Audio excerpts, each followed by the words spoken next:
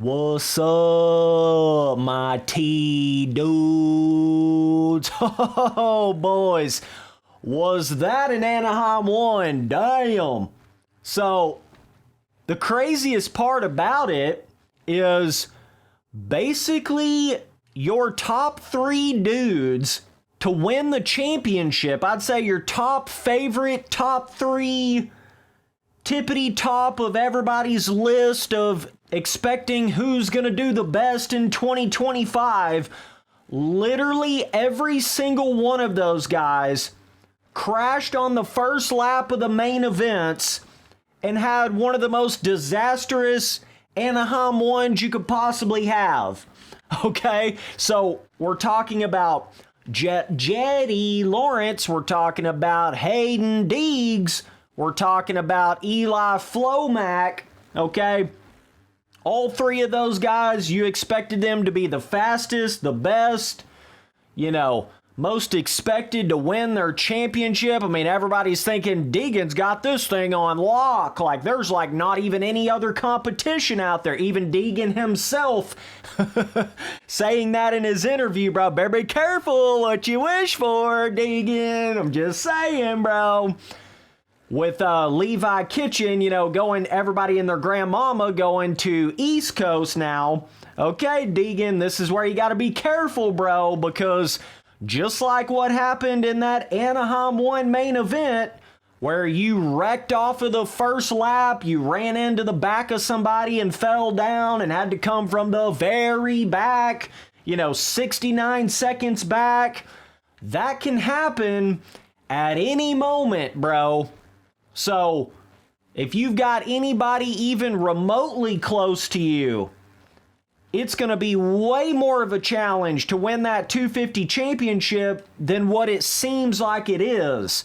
You got to be careful with Supercross, and this is what I'm meaning here. So, basically, Jett Lawrence wrecked off the start. Haiden Deegan wrecked off the start. Eli Tomac even, he ripped the damn hole shot, and even he wrecked off the start. Went in there and slid his front end down, went to the very back. So basically, you had the top three dudes, top three fastest dudes, just kidding. Haiden Deegan didn't even qualify first.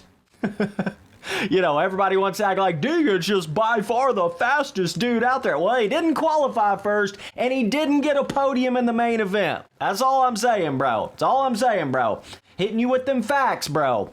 Now, I'm not saying, Degan or Jett or Tomac, I'm not saying them boys ain't going to come back and still win the championship, because that is certainly T-sip impossible, okay?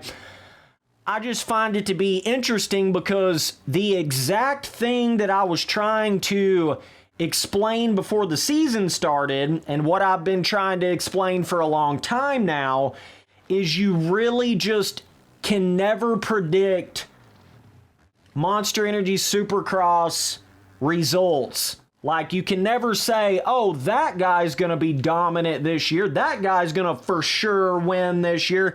Bro, that's just not how it works, bro. If there was ever a time where anything can happen in racing, it's Supercross, dude. Like, I don't care how good you are. I don't care how fast you are. I don't care how good you looked the year before. I mean, this is just direct, T-sipper predictor proof right here. Still, you can have all of that. And still, the most unexpected, bizarre, crashing, wrecking, running into the back of a guy, whatever the case may be, can happen. And your whole entire season, whole entire championship could be completely flipped upside down before you can even say Bob's your uncle.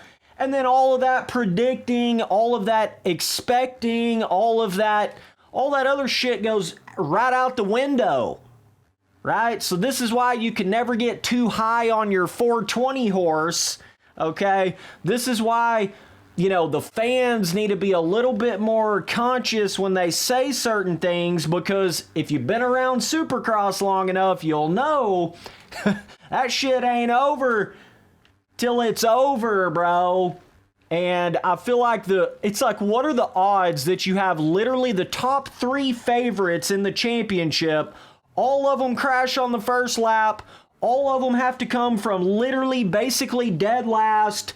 What are the odds of that? But I'm telling you, with Supercross, sometimes the odds don't even matter. There's been countless amounts of times the fastest dude doesn't always win. The best looking dude out there doesn't always win the championship.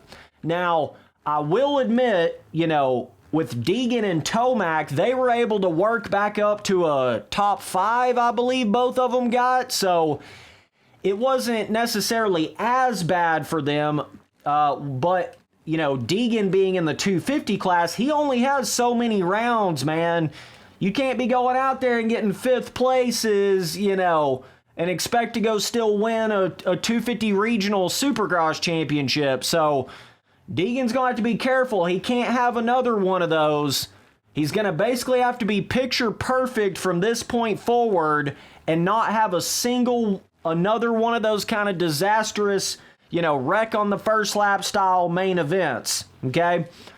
But, Julian Boumer going out there and qualifying P1, and then going out there and getting second. Shimoda getting first. There's going to be some dudes out there. Yeah, Degan still got them if Degan pulls a good start or whatever, but that guarantee of pulling a good start is just simply not a guarantee.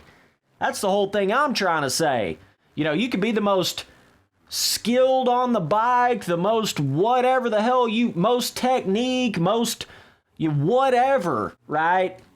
But you still have to get around the other riders. You still have to navigate the riders through the starts.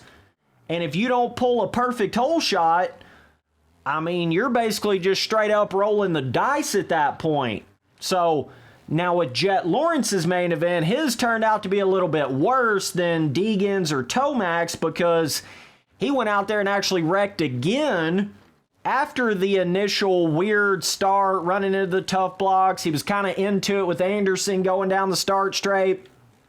But anyway, that's part of starting. You can't complain if you get boxed out or you get ran into on the start, It just is what it is, bro. But yeah, with Jett, though, I think he got a little bit ahead of himself, trying to pass too many people, trying to catch back up to the front too fast. And he basically did a thing where he ran it up too far in the corner, kind of got T-boned a little bit because he's trying to navigate those riders. Like I'm saying, you could be the best one out there. It doesn't mean you could navigate. There's just so many things that can happen, especially on a steep jump track.